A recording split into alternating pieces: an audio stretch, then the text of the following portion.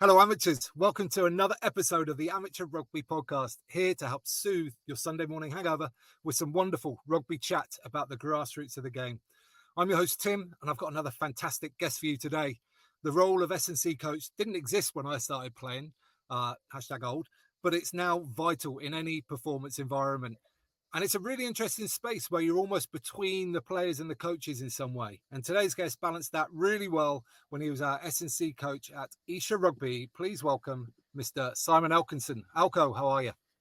ATT, good to see you. Great to be on. Having had some problems earlier and some problems when we were meant to see each other at Colum's wedding and record a year and a half ago now.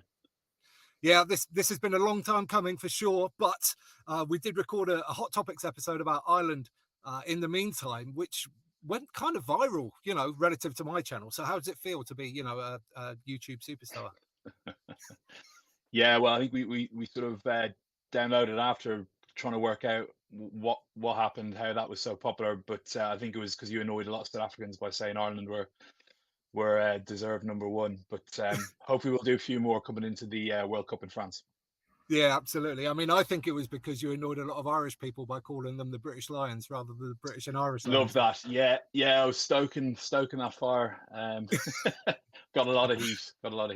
I was For sure. talking about only one line, but anyway. Okay, so let's start with the moment where we actually first met. And I remember it vividly because I turned up at Esher Rugby Club on a cold January night. I didn't know anybody there, I don't think. And I remember I was out on the pitch and you just kind of jogged over to me and were like, "Hi, I'm Elko, S&C coach. Good to meet you." And just introduce yourself straight away. And that was really memorable for me. Can you sort of talk me through your sort of thought process around why you did that? Well, I think it's straight away to let you know who I am, so you're not, seen eating a bacon roll or something somewhere and get yourself into trouble. No, I think it's about making players feel comfortable straight away, and look, Esher's, as we know, is a cracking place, and was the culture there was always very welcoming. So I think any new players coming in, I think it's a good way to get out there front of shop and say hello and make you feel welcome, and then beast you. We'll come on to that later because there's an interesting balance there, an interesting dynamic. Yeah. But I want to start with a sort of almost a bigger question in some ways. And why is it called strength and conditioning? Not like power and cardio or something else. Why is it that? I don't know. I think it's just traditionally been always called that, and I think it stems back to Olympic cycles and things like that. The conditioning of athletes includes, all the different aerobic, anaerobic, all those kind of things, and obviously the strength was maybe a little bit separate. As science has moved on, it's all encompassing. It includes everything, including nutrition and psychology, which I know we'll get into later on. But I'm not exactly sure why. I mean, you could call it so many different things. If you look at the clubs at the moment, you've got director of performances is the kind of new buzzword where you'll have someone who's kind of at the very top and looking after the whole sort of performance aspect of from players and teams, sort of thing. And again, that goes into travel, where people were staying, making sure that the nutrition is right, doing recce's of training grounds, all that kind of stuff. That will come all underneath that and take pressure off the coaching staff and let them get on with what they've got to do as a day job. Yeah, it's a wildly sort of broad role, as you've just described there. And we'll come on to that. We'll talk a lot more about that as the show goes on. But I want to talk about Elko the player now for a little bit. Now, my experience of you playing is minimal. I think there was 5 minutes off the bench away at Cambridge one season. Yeah. So I pulled my hamstring. Yeah, tell me about that experience, what it was like putting the boots back on for that like one time. Yeah, so I can't remember. Obviously, we were short and we were far away. And I don't know what happened. I think Schmitty just said, "I need you to sit on the bench." And bearing in mind, how many times had I done my back in playing reaction ball? It was a miracle. But yeah, no, I took my boots on, and it was funny because at the time, the coach, the DOR at Cambridge, was a guy called Bob Crooks, who we might get into later on, from my time at Bracknell. Wonderful, wonderful human being. One of the best coaches I've ever had, but hard nosed guy. And he was so upset with me after.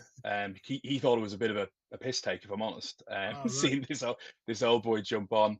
And someone made a break, and I was chased through, and I was scoring under the post because I can't remember who made the break. Might have been Johnny Hilton. I can't remember. But I was going under the post, and as the pass came to me, our captain Dave Slemon, came in, took the ball, and scored under the post. I was absolutely gutted. But yeah, I basically tore my hamstring out during that break.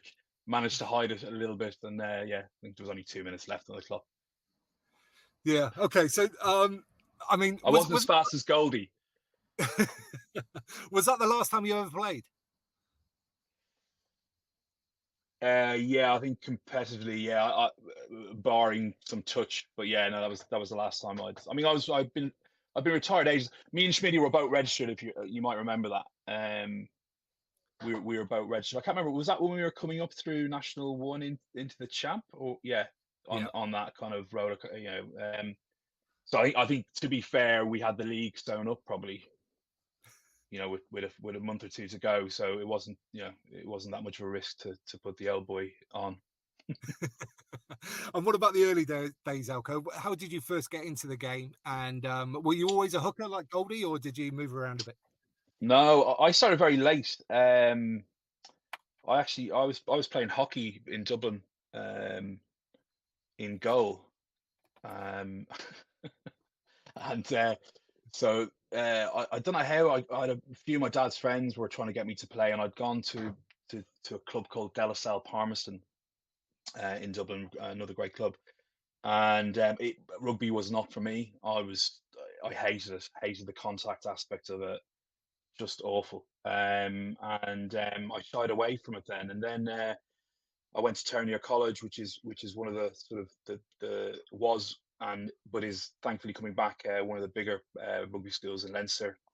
And I'm sure your listeners will know about the Leinster school setup is incredible. Yeah, ended up going there. I got spotted by a coach when I was playing under 14s. I didn't have a choice really. That's all we really played back then. And I went from number 8 on the D team. I had a really good training session.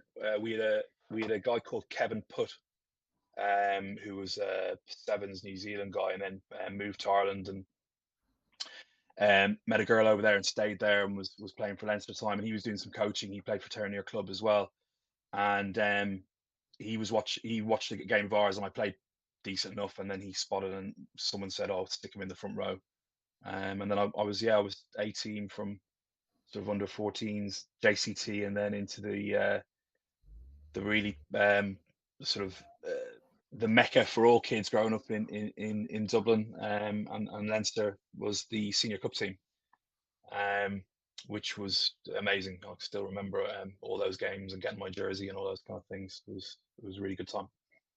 So, who were some of the players that you played with in that Leinster team, Elko? So I didn't make Leinster schools. Unfortunately, I got injured, which was the story of my life. But to give you an idea, so my year group was the same year group as the legendary Blackrock Dream Team. If you Google that, you'll have a look. But to give you an idea, Brian O'Driscoll couldn't make that team; he was on the bench. So you had the likes of Bob Casey, Leo Cullen, obviously, who's now DOR at Leinster. The hooker was a guy called Peter Smith, best hooker I ever played against, an incredible guy. He's now coaching and doing very well over there. A guy called Kieran Scally, who was probably the best scrum half to never have a career. He was very unlucky with a knee injury. Tom Keating, Michael Price, some awesome players. We were very unlucky with our year group. I don't think we ever beat them, and we played them in the semi-final and got close, but they went on to beat a Newbridge team with Jordan Murphy in the final in 96. That was 95, 96. But it obviously is imprinted in my mind. I mean, you talk about we played in Lansdowne Road against that team, and there was, I think, about 20,000 people watching. It was just mad times. And is that all like the school network essentially that come in to watch those games? Yeah, so you'll get a lot of sort of because it's a semi-final. Also, there was a lot of talk about this dream team, and we had a good run. We'd beaten Belvedere in the opening round, and we'd a pretty big pack. We had a guy called Johnny Campbell at tighthead and Carl Coleman at loosehead. Johnny Campbell went on to play for Ulster and stuff. He was epic. So we'd a very good team. So there was a lot of kind of interest in it. Could someone turn these guys over? And we got close, but I think it was 15-6 or 15-9, something like that, in old money. But yeah, you had obviously your sort of alumni that would go, and people would travel back to watch. You know, if you're from Blackrock and Blackrock Terranure was always quite spicy as well. And then yeah, you'll have your sort of rugby nerds that will go and watch that and see the next generation coming up. Yeah, you mentioned having a really strong tighthead there. From your position as a hooker, what does that mean to you to have a tighthead that's dominant? Yeah, it's everything. It's also having somebody who is dominant but isn't dominant, you know, for the sake of you. so it's really important that they don't never take a backward step, and they're putting enough pressure on their loose head and the hooker, so that the hooker doesn't have an easy time and is just putting pressure on me. I've played with some amazing tightheads, but they're very selfish, and they go off and have their own little battle and leave you, and then all of a sudden you've got double trouble coming your way. So I can think of a couple of names of someone that we know really well who was brilliant, but in the scrum, but sometimes would get distracted with his own little personal battle, and then what's going on here, you know?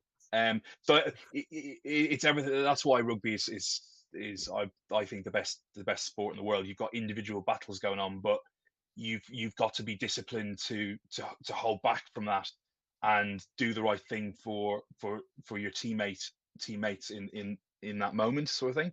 And also the other thing is, even when you're really dominant, you can then go and maybe we've got a backs move planned, and we might need to stay stable rather than the right side up, and they just go and do their own thing. You know, it's, you know, this, you've been there before, but yeah, without a good tighthead, you're in, as a hooker, you're in all sorts of trouble. Yeah, talking of tightheads, when we had Colin Hannon on the show, he told a story about you and him playing. Yeah, oh yeah, I mean, just unrelated, but yeah.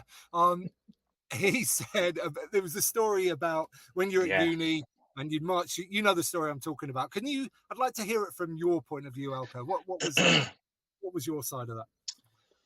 Yeah. So those that haven't listened, go back and have a listen. It's a great episode with Colin on anyway. But we were I was at St Mary's Uni in Strawberry Hill, Twickenham. Great time there. We did great team and an unbelievable coaching staff. We Toby Booth, who's now over at Ospreys, coaching us. One of the best rugby minds there is. And they were doing, it was like an inaugural Universities European Cup. I don't even think they've done one since, but it was amazing. Our group was Cardiff and Trinity. And we got through that, and then we were playing UCC, University College Cork, in the quarters or semis, I think, and they had travelled over to us. And that team contained Paul O'Connell, was in the second row, and Jerry Flannery was hooker. And Jerry was, I think, a year younger, maybe 2 years younger than me. I had been in the Irish setup under 19s team and stuff like that, but because I'd moved to the UK, they had blatantly told me that I'd never play for Ireland again, and I was really trying to. This was an opportunity to make a name for myself against Jerry Flannery, who's went on to be an incredible player. And so we had a very dominant scrum, and we were kicking arse all over the place. They were up by 1 or 2 points. We needed a penalty to win. We had scrummed from our own 22 to the halfway line, got a penalty, decided to take another scrum. I think we did them another 10 meters, got another penalty, decided to take another scrum, and we lost the ball against the head, and they kicked the ball out. Now, my version of things was that I never tapped for the ball to come in, and the ball came in. And Colin tells the story of how Jerry Flannery had manoeuvred his body into all these different ways to strike against that. No, he hadn't. The ball just came in, and he must have thought, "Oh wow, there's a ball," and hooked it. I wasn't ready. So myself and Mark Percival, who's a really good guy, ex London Welsh and Blackheath, yeah, me and him didn't talk for a long time after. He was pointing at me, and I was like, I didn't tap. So it wasn't my fault. I swear to God, I have nightmares about that. The worst thing was my dad, who hadn't seen me play in years, he'd managed to get some time off and was over. It was his first game he'd seen in years, and he didn't talk to me after either. He was absolutely embarrassed by me. That is brutal parenting. Well, tough love, you know. Yeah, it was a really bad day. It was a really bad day. What was great about that game though was just if I can go off on one here was they come over and were, you know, they were taking it as an Ireland England game, and they were getting into us, yeah, English this and English that, and our like 80% of the team were Irish. Colin from Galway, with a guy Kev Mullen in the centre from Cork. You know, we were just laughing at them, going, "No, lads." Yeah, it's a good story, but it's not entirely accurate. Exactly. So what about after uni, Elko? Where did you go and play then? Well, so in my first year of uni, there was a couple of chaps that were playing for Irish who I got friends with, because it was mad back then, because what you do is you'd be playing in a university team on a Wednesday in the what was it called back then, the Busa, and also I was playing for the Irish Exiles, so that's still going, but it was sort of like a fifth province. So we would travel over and play the other four provinces at an under 20 level, I think, from memory. But there was a couple of lads, Matt Jarvis, who's now director of rugby at St Andrew's College in Dublin. He's an English guy though. Simon Amor, who you'll know, who was my boss at London Scottish and a very close friend. And they were number 9 as well. Can't remember his name anyway. He's at Ealing now, the coach. Kieran Campbell, forgive me. Great player, and Adrian Flavin as well. So these guys were all playing in the academy, and I was lucky enough to have a car back then. So they kind of befriended me because they needed a kind of lift to Sunbury at the time. So yeah, great. So I just arrived down and met a guy called Ray Hennessy. Willie Anderson was the DOR at the time, and yeah, did a couple of sessions and got signed into the London Irish Academy and trained with the senior squad, and that was a amazing time, because the squad back then was ridiculous. Training with the likes of Conor O'Shea, Mark McCall, Gabriel Fulcher, Niall Hogan, Ken O'Connell, some amazing Irish legends. And it was back in the good old days when we were playing in Sunbury. It was amazing, and lucky enough to get a few games and play for them. And that was a really interesting time, because going into my second year there, Willie Anderson had been let go, and it was kind of the crossover of sort of going to full-time professionalism, and they brought in Dick Best, which was amazing. My God. Talking about, you know, me coming to maybe this goes back to making you feel welcome, but what Dick did was he sat in the stand, and he had a whole day, like on the second day or something, where you'd go and meet him and you'd have a chat. And I remember going to see him. He basically just said, "If you're shit, I'll tell you you're shit, and you'll be gone." That was it. But that was incredible. It went professional overnight. They brought in Brendan Venter, and that was an eye opener. the first session with him was we were doing warm up, we were doing a jog around the pitch, playing a bit of touch rugby, and there was a couple of balls went down, and Venter went mad. He went mad, screaming and shouting, effing and blinding. That this is not good enough. And took the ball off and went off his own, and that was kind of a big wake up call. And there was a wipeout of a lot of players, and Bestie signed some good players coming in. That was a great time. It was a good time. So, what kind of how would you describe yourself as a player, Elko? What were your strengths? What would sort of define you as a player? I was a good thinker of the game. I like to get my hands on the ball, but that was quite ironic because I spent most of my time on the wing waiting for it to come to me rather than looking for work, sort of thing. Look, I was okay. I wouldn't say I was anything special. I think there was.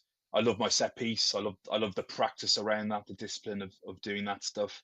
I love the scrummaging and the contact sort of thing. My problem was I had this like hyper flexibility, which was really good as a hooker because it meant that you could, even under pressure, you could always strike the ball. But it meant that I was just injury prone all the time, and I had gammy shoulders and a gammy hip.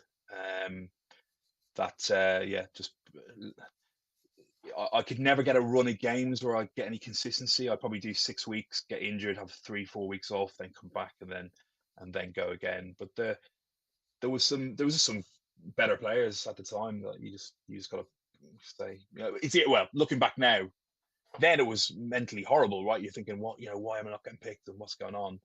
But then as you get older and you kind of come back and you go, yeah, this wasn't good enough. Yeah, or maybe you were, but there were just, like you say, there were just other players that were slightly better in that club at that time, and maybe a different club or a different age or a different era when, maybe not as injured as much, you might have got a run and then things might have been different. But yeah, maybe. And it goes back to, I was sort of thinking before we did this because of something that came up in the previous podcast, but I guess it goes back to you sort of saying, why did you come on and say hello to you? And, my whole thing has been very personal and sort of really trying to get into the minds of people. I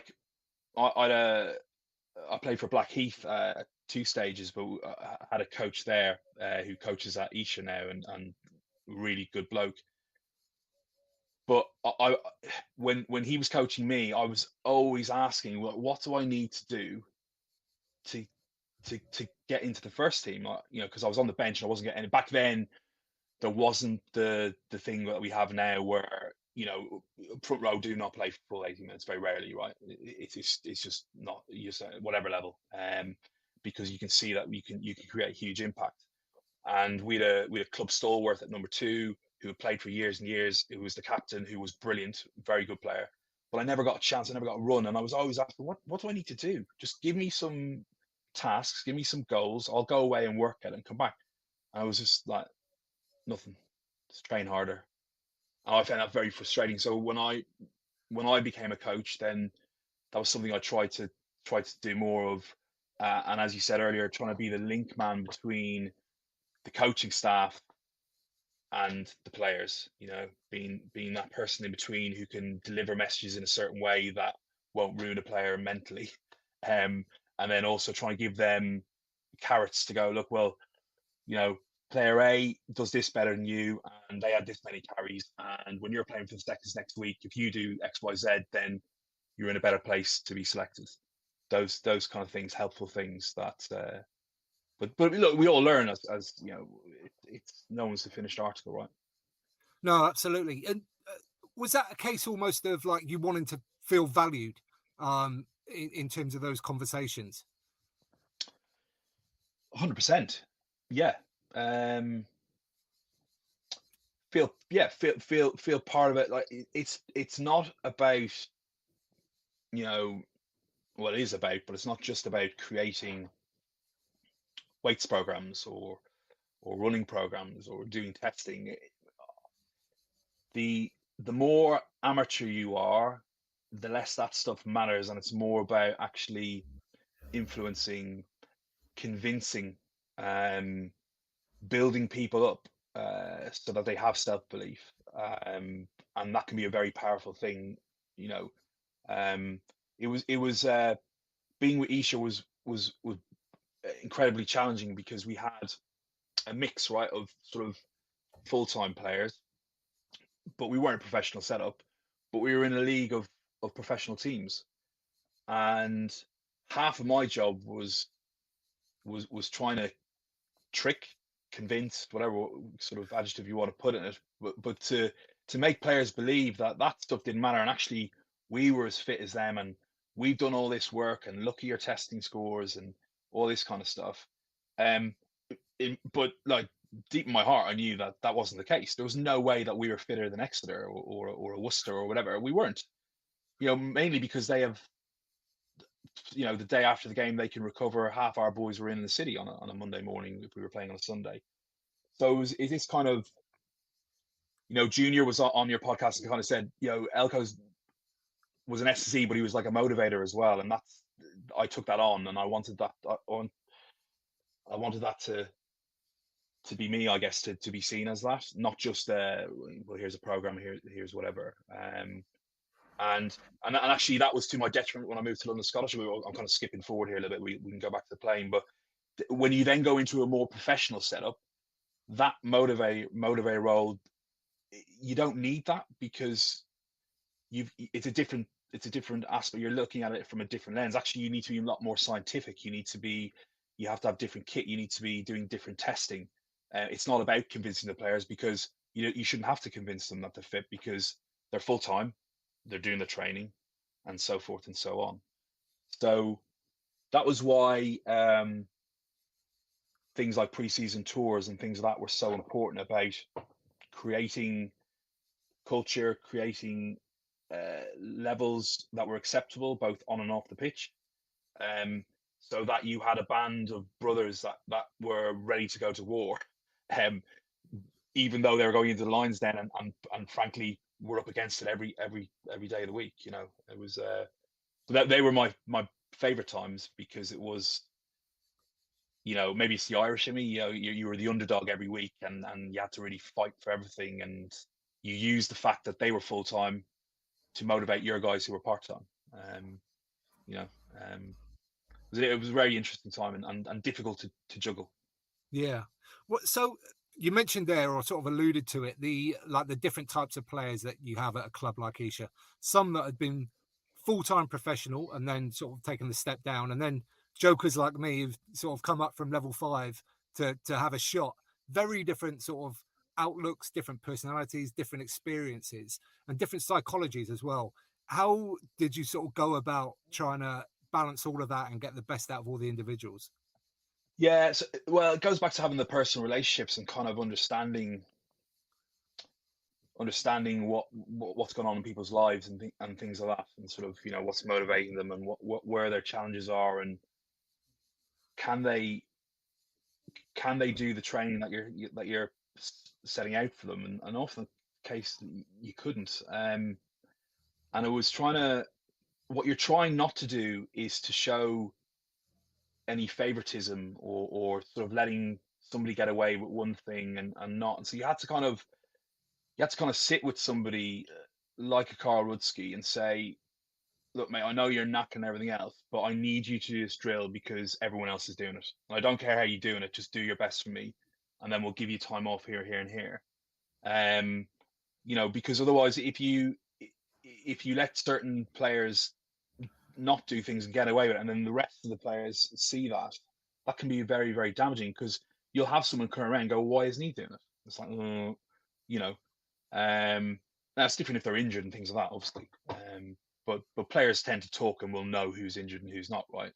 So it's trying to build that culture of you know, getting the levels right, getting everyone to work very hard at the right times, and then giving them lots of rest when you need to. I always remember like Barks and stuff, when, you know, we'd have to go down to Cornwall or something, and not only just play a really difficult game, you probably travel on a Saturday, it's a long way down there, particularly if Pagey's got a bus that only has first and second gear, and you know, you're all day traveling, you get there, you play a really tough game, you may win or lose, and then you're on the absolute raz on the way home, and everyone was, and that was part of it as well. Which I make no apologies about driving that as well. I guess that was the paradox of play hard, and don't think there was many S&C coaches handing out cigarettes, but anyway, I was. But then Barks, we wouldn't be getting back to the club till what, 1:30, 2 in the morning, and Barks was in the city at 6 in the morning the next day. It's like crazy. But there was lots of boys doing that. Yeah, the balance, that was the most difficult thing actually, was trying to it was rest time as opposed to physically doing weights or whatever it was.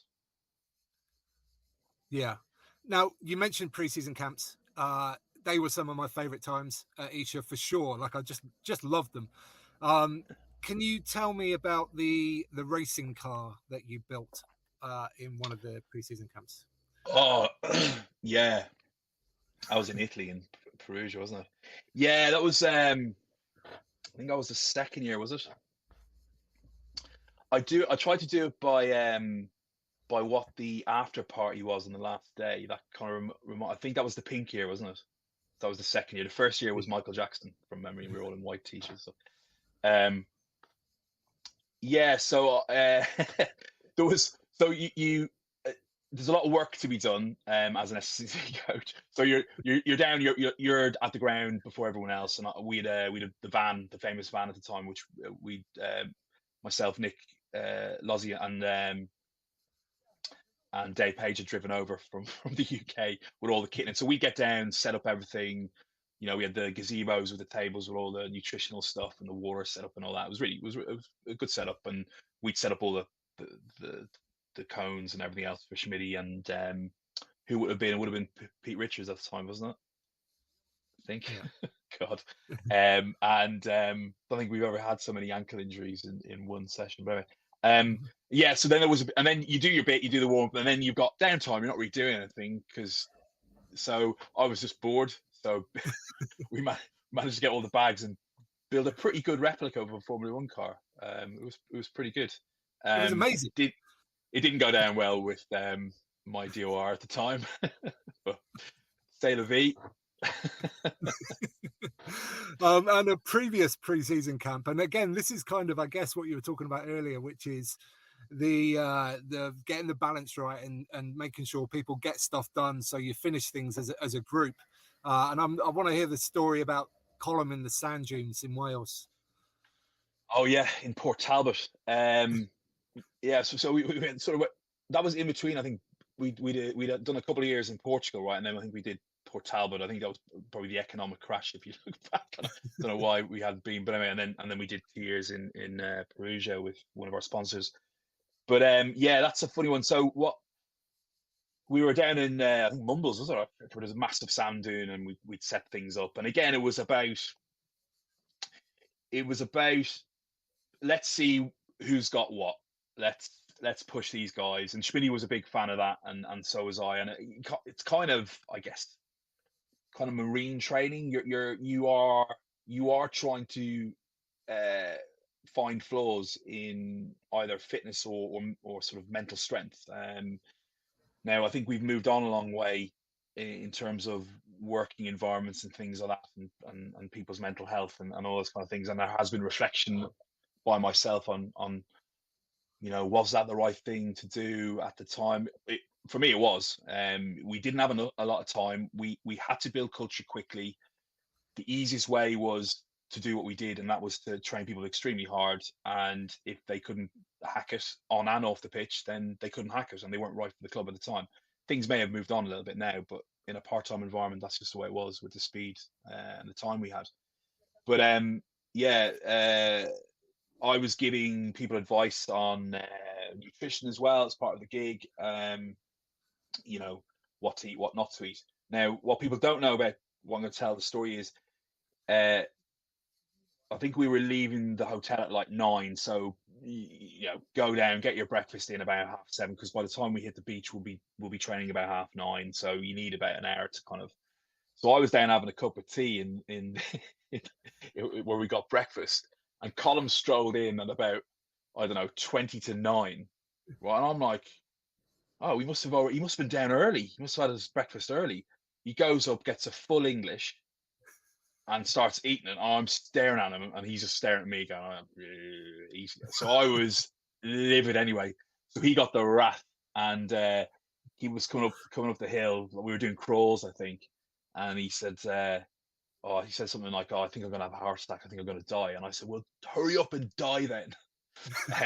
And it was weird because I was watching Full Metal Jacket the other week, and there's a bit in that where he says exactly. I don't remember, so it must have been subliminally in my head. The drill master in that, who's a horrid person, who, God, I'd hate to think people thought I was like him, but he says something similar to Private Pile. But look, the thing with Colin was that he never gave up. Yeah, he was slow and he was struggling and he was spewing, but he never gave up. So I'd have him in my team all day of the week. I don't, like, that's what you want. You want someone who's never going to give up, not someone who's going to go, "Don't fancy this, not doing it." You're not right for the squad. So, but that was the same off the field though. There was a heavy drinking culture. There was a heavy team building culture. And if you weren't right in that environment either, if you were a bad drunk, you causing fights, or say you decided to put a sun lounger on the sponsor's Aston Martin, then you're not going to last in that environment. You're going to be gone, because we didn't want that type of character in the team. We wanted fun-time Charlies who worked their arses off for each other, and that was part of, I guess, the remit that really gave me, was let's try and see what these guys have got within the 4 days or whatever time we had. There was a trip to Portugal when I was playing, which will go down in the annals. This is sort of when Corms was captain and stuff, and we'd signed Rob Henderson. I don't know if I've told you stories. Absolutely awesome. And Meany was the S&C coach. I was still playing, and he used to always do the bleep test. I don't know, what player likes the bleep test? And it was the old school one. So Hendo on day one walked over to Meany's ghetto blaster thing and took the CD out, and that was it, right? And Schmitty was going mad, going, "Where's the CD?" And we all knew that Hendo had it, but like, we weren't going to chop a Irish and British line, legend, Irish legend. We weren't going to say anything, right? So he didn't give it back to him. So Hendo is an absolute machine. I've never seen a guy train so well and drink so much in my life. He broke day one. He broke everybody. It was unbelievable. Good times. That was when I was playing though. Yeah. Okay. So I mean, we kind of talked about it there in some ways, in that some players don't fit in certain clubs and certain environments. And the conversation in podcast a couple of weeks ago with Simon Goldsmith, like, I don't feel like every player should fit in every club, and every club should, be accessible to every player. But there sort of has to be limits around that. How do you feel about that? How do you think about that kind of subject? Yeah, it's a tough one, because players will react in different ways. So I tried to mix it up. So some players would need an arm around, and be made feel good about themselves and things like that. But as I said, in a semi-professional structure, when you don't have time, that's very difficult. And there's only so much of it you can do. In a full-time scenario, I think that, we had, at Scottish was different. We had sports psychologists come in and do stuff with players, and there was more time around that. Look, Danny Cipriani is the perfect example for me. He's a maverick. What makes him one of the best players to ever play is the fact that he thinks in a different way. But I would have found it really difficult to work with him, because I know that he would have been doing stuff with Margot Wells and doing stuff outside of that. Seb Jewell was another example. Seb Jewell did stuff with Margot, but the difference with Seb was mean, I don't know for sure because I never coached Cipriani, but Juler bought into the Harlequins boys were brilliant. They bought into the culture because I think they saw it as a breath of fresh air to walk away from the full-time pro stuff of Quins and then come into a really cool, really good rugby, but a bit more fun and less pressure. But I think nowadays need to be very careful because of we know so much more about mental health and the stress that people are under away from things, and maybe coming from a stressful job into an environment where you're getting screamed and shouted at isn't great, but I don't think that's what we were. I think at stages in building in pre-season maybe there was that, but it was you never broke people down and sort of tried to embarrass people. Do you remember when Schmidty brought Chester Williams in? I wasn't there at that time. Oh, right. I'm sure you. So he brought him in for a week. I can't remember who we played, and we were doing our usual sort of Tuesday night, sort of everyone in where the bar is and sort of looking at the game sort of thing and going through. And Trini was going like whatever, and then Chester went kind of put his hand up, and then went, who's the number 9? And it was Barnesy, and Barnesy like put his hand up, yeah, me. And Chester spent about 15 minutes telling him how crap he was and how awful he'd been, and we're all like, whoa. Like, I know, Chester, I know you played for SA and everything and had a great career, but what? And Barnesy was so upset after that. It was embarrassing. That stuff's just wrong. But yeah, a quiet word in someone's ear to again, what I go back to, you go, look, it's a positive shit, positive sandwich, right? This, we like what you do here. This was terrible. This is what we want to work on because we believe you're a great player there. But it's difficult, right? It's hard to get. At the same time, you can't put your arm around everybody. You couldn't treat the whole squad like you might do a Cipriani character, for instance. It just wouldn't work. Rugby is a tough, physical, confrontational game, and as Goldie said the other week, around it is ultimately 15 alpha males trying to bully 15 other alpha, and they have just as much self-belief that they're the best, and you're coming together. It's a fascinating thing. Yeah, I mean, what I would say is that I felt like the players and the coaches were aligned in the standards that we had. So when I sort of came into that environment, I was super impressed with how much leadership there was within the playing group and how the players were driving standards as much as the coaches were, sometimes even more, actually. 100% agree with you. And the latter, Slam was running that team. There's no doubt about it. And I'm not sure how it manifested itself, but it did. Schmidty was good, obviously, of selecting good leaders, but they really took the bull by the horns, and it was a bit like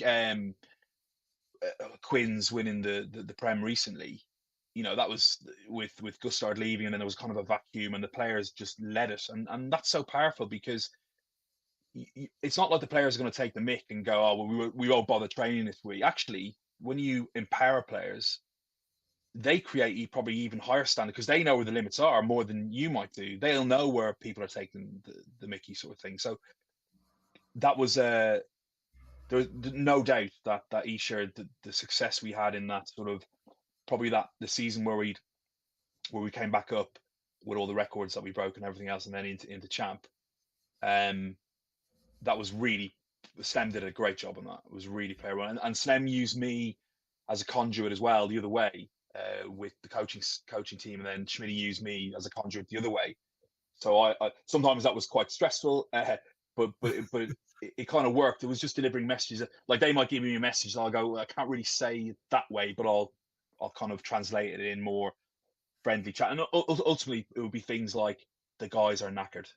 We need to just go easy.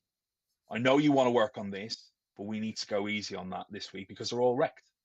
And that's something in a full-time professional setup that they'll have all their GPS on. They'll know, they'll see the figures, they'll have the testing. And that's kind of an easier thing that an S&C coach can then go to the DOR and say, look, these are the levels.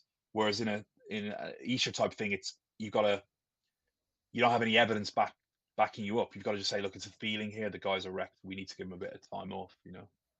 Yeah. Interesting thing there as well. Did you ever want to have some sort of input on the rugby side in terms of like tactics, technical selection, maybe? And Yeah, yeah. did that happen? Yeah, yeah. No, to be fair to me, I mean, I was one stage I was doing a bit of line out contact stuff with Jingles. So more around either defending or sort of attacking the maul. But the line out was his baby, and he was bloody good at that sort of stuff. Selection, 100%. Yeah. Well, we all kind of there was a kind of a meet where Slem would be in on that as well, and that was something else that was going on as well that comes out in the wash, but the players, talk about empowering the players. The players knew who they wanted playing in what position, and there would be chat around that where maybe I'd help influence that. Giving some players a chance when other players were knackered and all those kind of things, trying to influence those kind of things. I think we got pretty right on most of the time. That year, it was a bit easier the year before when we came up because we were just smashing everybody. In fact, if you were you playing in that Manchester game? Yeah. Yeah. Jesus, what was 147? Well, that was as on the S&C side of that. About halfway through the second half, I was like, "Oh my god, everybody is wrecked." We've just done sprint, like big long sprint sessions because we'd make a break, right, and you score. And we were like, we need to sub people off now, and Schmidty, and I kind of agree with him. He wanted to put a marker down. I think it was the first game of the season, wasn't it? Yeah. And I think he wanted to put a marker down to everybody where we do not deserve to be in this league because of what happened the year before with the restructure. And we want everyone to know that we're going to smash everybody, sort of thing. So I think we left them out, but people were absolutely wrecked, knackered. Yeah, I mean, I know I was for sure. Yeah. So let's move on from Isha now, and let's talk a bit more about Scottish. So that was in the Championship. Was it a fully pro environment there when you were there? No, no, it wasn't fully pro. It was semi, and then it went full time in year 2. Amor did a really good job of convincing the board. It was really good actually. He showed me the presentation, and it was really simple. But he had the league table the year before, and he had the budget of each team. And lo and behold, what do you think it looked like? It was like the highest budget won, and down and down and down. It was pretty simple. So yeah, we got back in and signed up a couple of very, very good players. But that was a very difficult time for me because it was very different to Esher. I'd left Esher under a cloud. Let's be fair. I was always planning to go to London Scottish, just not that year. um, the deal had been done where I was going the year after, and so I'd always assumed that we'd roll and do another year at Esher, given the season we'd had the year before. But c'est la vie, and Schmidty had to make the decision he did, and I think it was the right decision at the time. And but it was stressful because there wasn't a position then. There was, and I came in slightly late. But it was just different, completely different mentality. There wasn't the same culture. It was harder coming in halfway through. What was the culture like, Elko? How was it different? I don't look. They hadn't played at that level as a group. Obviously, they had the club had. Obviously, the club had been at the very top, but some of the individuals there that had come up hadn't played at the top level. Now they're bloody good. Don't get me wrong, they're bloody good players. But there was a bit of a jovial kind of atmosphere through. I get that. That's probably how I was seeing it through my lens, and I was trying to stamp my authority on it, and trying to really get into the heads of the guys who got. This is a step up from where we've been before. There was also a really interesting mix that the head coach of Barking, Alex Collars, who's now just signed as DOR at Newcastle, he'd come over as head coach underneath Amor, and he had brought 6 or 7 Barking guys across with him. So you had this incredible, mad environment where the two teams who had been battering each other all year, the year before, and Scottish had got through on an interception, a very famous interception, at I think at Barking to win it, and there was a lot of tension, and trying to break that down and was really interesting and difficult. And it was a different. It wasn't player run. Well, look, they had a leadership team, of course, but it wasn't like Esher. Amor ran a much more professional ship, I would say, in terms of where he was coming from and what he was bringing to the party. It was more professional, and I don't mean that in a good way. And I really struggled with it, because, as I kind of alluded to earlier on, the more professional you get, then the more scientific you need to be, and all that kind of motivational stuff doesn't mean as much. And I struggled with that mentally, to try and shift, because I didn't have it in my locker. I hadn't been exposed to. There was plans for me to go on loan not on loan, but to go and visit and spend time at Saracens with their S&C department. Didn't come to fruition.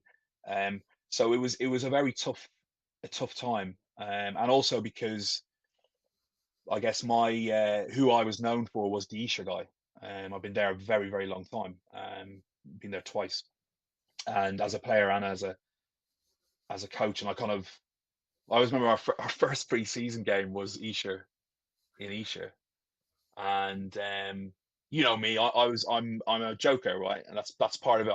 I like making people laugh. I like, pranks, and the singing, the drinking after, and all that kind of good stuff. And but I was very motivated to beat Esher, and we happened to play Esher how many times pre-season, twice in the league, and then twice in the playoffs, and ultimately the last game of the season was the Scottish had to beat Esher to stay up, or sorry, yeah, and to send Esher down. And I remember Amor was like, he knew I was really keen to beat Esher for various reasons, and he sat me up at the top of the bus as we were coming in, and I didn't smile once at anybody. I didn't speak to anybody, which was very weird for me. And when I was coming in, I had all these sort of old boys that I used to chat to and everything. I was like, no. I was being a bit of a dickhead, frankly, but mentally, that was the only way I could cope, because you're going back to your family. And that last game was horrible. That was really, it was great to win, and I made sure a couple of the board members knew about it after. But it was horrible, because a lot of my best friends were playing on the other team, and part of me was devastated, and part of me was like, yes. But yeah, it was tough. I didn't go out after that. I went home. I couldn't go out. I was just probably the one time I didn't. Yeah, it was emotional, torn sort of things. Weird what rugby does to you, isn't it? You form alliances and friendships with people, doing what I did and getting to know people. You get to know their personal circumstances and stuff they've gone through. You become really good friends, and then you've got to switch, and you're with another team, and you've got to not care. You kind of do. So yeah, that was tough. Yeah, it sounds it. Was any of that sort of influencing you then getting out of S&C and out of rugby completely? No, not so much. I think because I kind of been found out where my limitations were, and I wasn't getting the support to work on those limitations and to get better at what I was doing. And I was sinking as an S&C, and plus I remember Leeds came down, and I had known the Leeds S&C guy the year before, and then they came down to play Scottish at the Athletic Ground, and there was a new guy, and he was like 21, if that. And I'm like, where's he? And they're, oh yeah, no, the guy. And the pay was awful. If you're living in London, you're a professional, but you're getting paid nothing. It was a real struggle, and I was working two other jobs. I was a personal trainer, and I was head of rugby at St George's Junior School in Weybridge, and I was doing that. But and then when Scottish went full time in the second year, I had to give up the school stuff, which was very hard because I really loved that. So yeah, it was kind of lots of things going on, but ultimately, I felt that the role had kind of passed me by. The chances of getting the gig at the top, with a Saracen, it's such a small number of opportunities, and if you haven't got it at the age I was at the time, I don't think I was going to get it, and I certainly didn't have the capacity financially to keep doing what I was doing. It was just too stressful. So that's when I decided to duck out and start earning some money, and which was hard. It was tough. It was great to get Saturdays back, but it was weird at the same time. Yeah, I mean, do you miss it? Do you miss it still now? I miss the interaction. I miss the camaraderie, changing room. The biggest thing I miss, and this is going to sound really weird, but some people may relate, is being able to have an outlet for emotion. Um, if you're sat in an office and something goes wrong, you can't shout and scream as you would if you're on the sideline. And actually, it's a physical thing. It's you can really get rid of a lot of baggage by being able to just let it all out. And then when you start to keep that in, it's unhealthy. I'm not saying that you should be able to scream and shout in an office, but what I'm saying is that if you don't have other methods to sort of get rid of that baggage, and have some coping mechanisms of how you're annoyed at that, and how do I, whereas before you just you'd shout at someone and F and blind. You can't do that in a working environment nowadays, right? So that was very difficult to transition from those sort of things into the working life. I mean, transition is now a buzzword, right? There's people actually getting careers in it, and thankfully so. I found it really difficult to let all that go. And interestingly, again, people will relate to this. One of the biggest challenges when you leave rugby and you go into a working environment where it's not full of rugby people is there can be massive frustration because all the things that make rugby players and rugby teams great aren't necessarily within normal life and city life. Discipline, honor, telling the truth, doing what you said you're going to do. That stuff doesn't happen in the real world, and to begin with, that can really boil your blood because you're frustrated at it. You're not used to it, and you can't do anything about it. And if you're not kind of told that, like I do quite a lot with some of the boys from Ealing and stuff like that have contacted me and gone, look, I'm looking at going into recruitment. I'll spend an hour or two with them, have a coffee, and one of the biggest things I say to them is don't expect people to be like what you're used to. People will lie, people will not tell the truth, and that's just the real world. You got to get on with it. But if you don't know that, you can get really, really frustrated with it. Like I had a wobble probably a year into my job where I was just so annoyed with it. It's like, why do people do these things? You'd never get away with that in rugby. Yeah. But it is what it is. Yeah. And now I know you're still very much a fan of the game. I know you still watch a lot. Do you see that you might ever get back involved in the game in somehow at some point? I don't know. I don't think so. I did when I went into recruitment, I went to a business called Michael Page, Page Group now, and they brilliant organization where they actually look and try to attract ex forces, ex rugby, ex sports, those kind of people, because we do well. The flip side of what I said is it can be frustrating, but the flip side is when you do act like when you do bring all those kind of tools to the party in terms of hard work, integrity, all those kind of things, you're an outlier, and you become someone that other people want to deal with because they can trust you ultimately. But yeah, after I made the choice of complete cut off from rugby, and unfortunately some of my mates. That was a choice I made. I felt I had to do it. Probably looking back on it, I didn't, but I just threw myself 100% into the new career. You know, up in London at 7, leaving at 7, knackered, doing the after drinks on a Thursday, all that kind of stuff, sleeping all weekend to try and recover. But after the first year, I did have the hunger, and I thought, I'll give it a go. I kind of missed this, so I went back and I coached London Welsh under-15s for a season, and absolutely loved it. And we did really, really well. Won more games than we lost. There was a load of kids that I coached at St George's that were there. That's how I got involved through one of the dads. And I scratched that itch, and that was that. I thought, no, I still have it. Did well.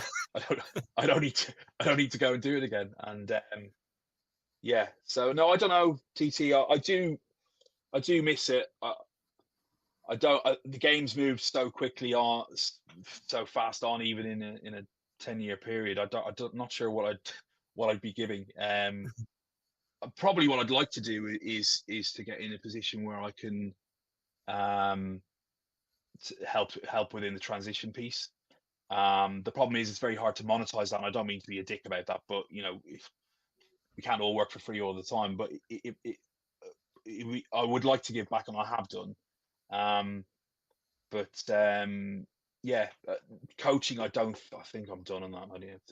It's also when you put the pounds on from working, you need to look the part, and I definitely don't do that anymore, or if I ever did.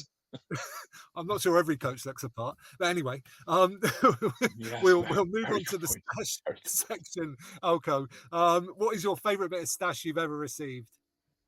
Well, I've got props. Ah, show and tell as well. Bit of self-indulgence. Let me just go with it. If people So are just listening to this on the podcast, then they need yeah, to go and get on the YouTube so channel this as well. is I haven't got in any order, but I've got a few, so I'll just whack them up. So that's my under-19 World Cup jersey with Ireland green, the thickest wool known to man. We were playing down in Argentina in the summer. It was and long sleeve as well. Yeah, unbelievable.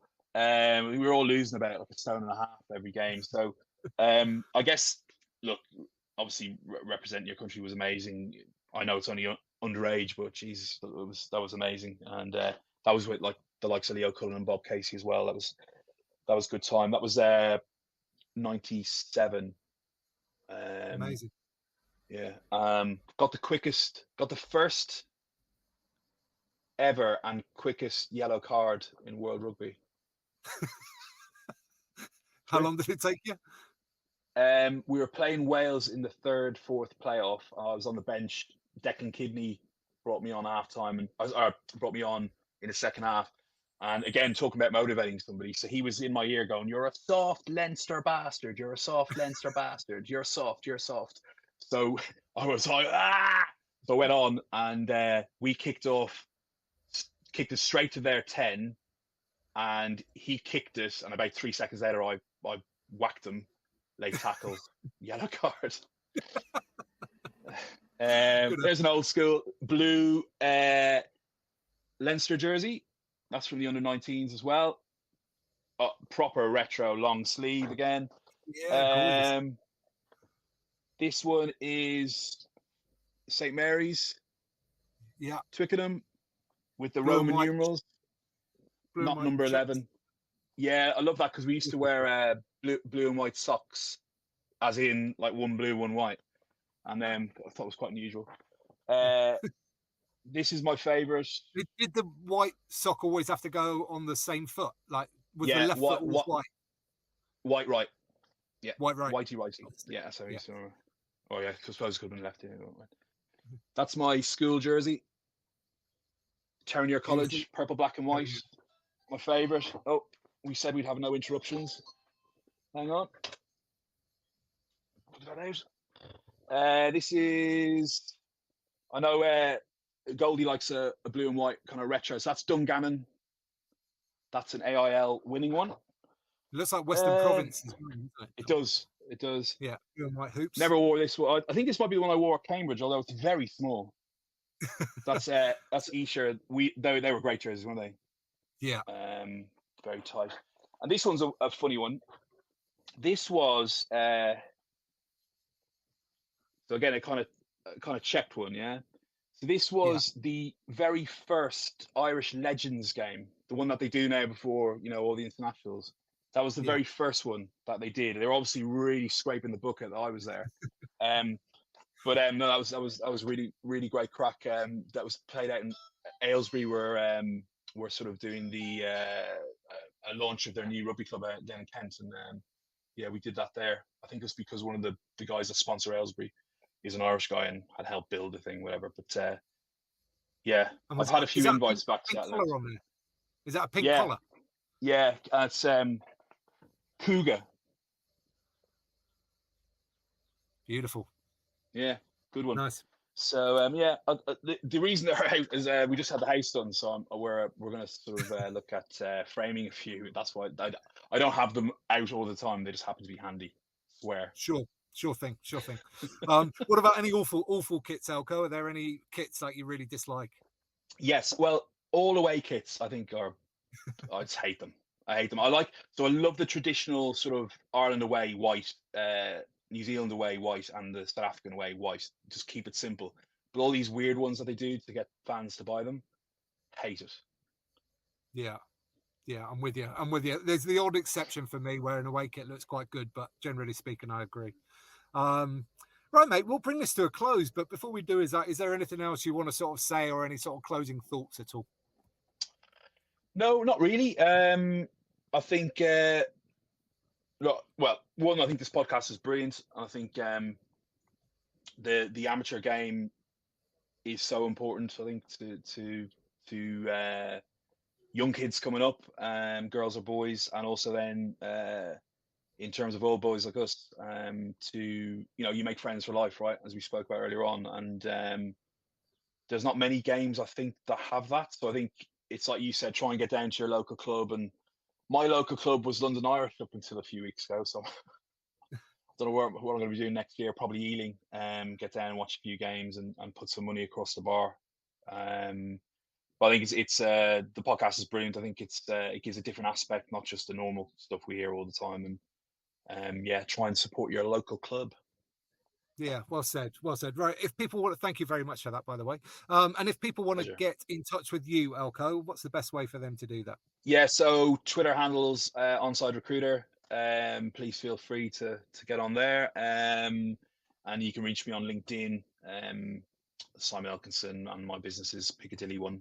If anyone wants any IT recruitment done and you want to work with a rugby-minded person, get in touch. Well said. And of course, the club that we sort of spent our time at was Esher Rugby, and that's at Esher Rugby on Twitter. So it just leaves me to say, and what we'll do, listeners, is we'll link everything up down below in one place, and that is at amateurrugbypodcast.com. So it just leaves me to say thank you very much, Elko. It was a lot of fun today. Lots of great stories there and some really good insight. Thanks, TT. Enjoyed it. Speak soon. There he goes. Thank you, Elko. Wonderful stuff. A really good insight into the psychology of different levels of sport and what is needed in different places. It's an ever-moving area, I think. So that was really cool. Now then, the Great Rugger Run is less than 4 weeks away, and I'm officially getting pretty damn nervous. Long training runs now are over a marathon in length. So if you can support me at all in this, I'm running 1,000,000 meters for MND.